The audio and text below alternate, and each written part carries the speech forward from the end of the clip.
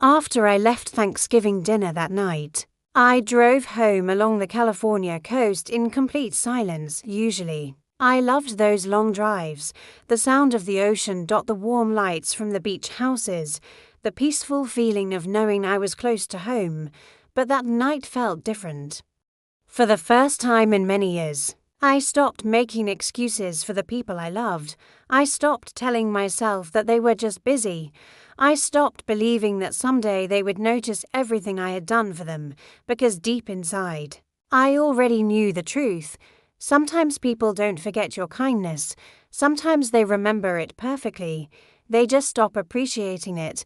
When I arrived at my little house in San Clemente, I stood in the kitchen for a long time. This was the same kitchen where Daniel and I spent countless evenings planning our future. The same place where Ethan sat as a child doing his homework.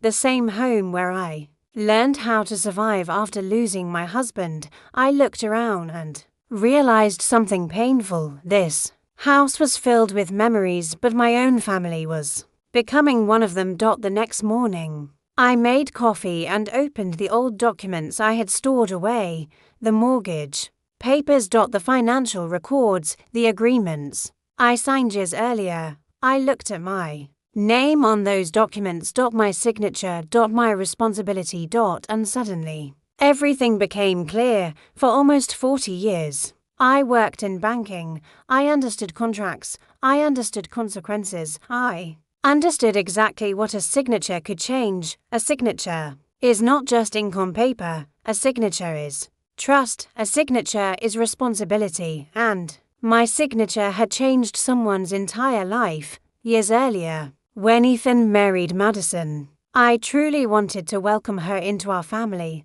I wanted my son to be happy. That was always my biggest wish. Madison was confident and ambitious.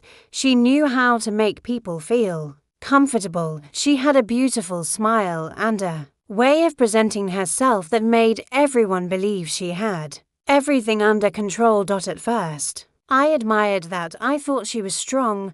I thought she was exactly the kind of person my son needed. Their wedding in Napa Valley was beautiful. The vineyards, the flowers, the music. I remember watching Ethan standing there and thinking about the little boy who used to hold my hand while walking to school. I was proud. I believed he was beginning the next chapter of his life. I just never imagined that chapter would slowly leave me behind. A few years later, Ethan and Madison decided they wanted to buy a larger home in California. The housing market was difficult. Prices were high. Getting approved was not easy. Then Madison's mother, Patricia, also needed help. She had gone through a difficult divorce and her finances were no longer stable. The bank would not approve the home she wanted. That was when my name became the solution. I knew the risks. I knew what co-signing meant. I knew that if something went wrong, the responsibility would eventually return to me. But I also knew one thing. Ethan was my son, and a mother's love does not disappear just because her child grows up. So I helped. My credit history opened a door that had been closed. My years of responsibility gave the bank confidence.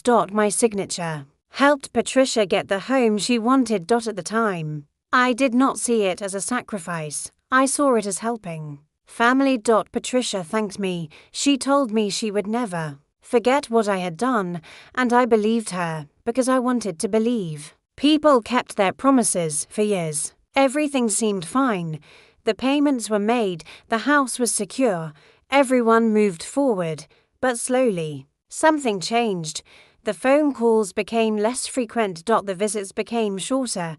The invitations became rare. At first, I ignored it. I told myself that families change, children grow up, people become busy.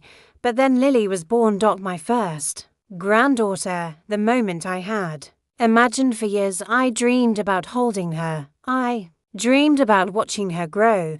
But I did not hear the news from my son. I found out through a picture online. A picture shared with the world before it was shared with me. I remember Staring at that image for a long time, everyone was celebrating, everyone was happy, and I was sitting alone in my kitchen, realizing something I never wanted to admit. Maybe they did not miss me, maybe they only missed what I could provide, and that thought hurt more than anything they had ever said, because losing money is painful, but feeling forgotten by the people you sacrificed everything for, that is a different kind of loss.